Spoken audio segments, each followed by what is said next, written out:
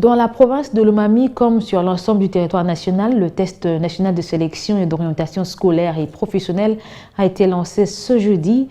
À Lomami, c'est le gouverneur Nathan Ilunga qui a procédé justement au lancement de ce test de 2 jours qui réunira au total 25 205 candidats repartis en 110 centres. Sylvain Fizet nous signe ce reportage.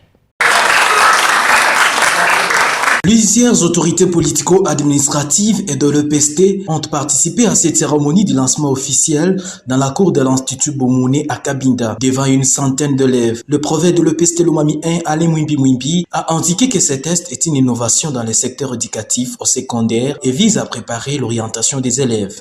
Il a pour finalité de sanctionner la fin du cycle terminal de l'éducation de base par l'octroi du brevet, de dégager le profil psychologique de l'élève, d'orienter l'élève selon ses aptitudes, ses goûts et ses intérêts vers les sections et options d'études organisées aux humanités et ou au cycle professionnel, et enfin de gérer le flux d'élèves à la sortie de la 8e année de l'éducation de base.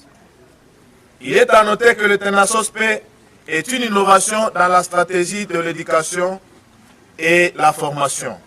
L'inspecteur principal provincial de l'EPST Lomami 1, Anissé Wangabila, a indiqué que 25 205 candidats répartis dans les 110 centres de passation prennent part à ces tests. Pour cette première expérimentation, il est attendu dans la province éducationnelle de Lomami 1, 25 205 candidats inscrits, dont 14 181 garçons et 11 024 filles, regroupées dans 112 centres organisés. Le gouverneur de province, Nathan Ilunga, qui a donné les go de ces épreuves, a tenu à inviter les participants à la sudité durant les 2 journées.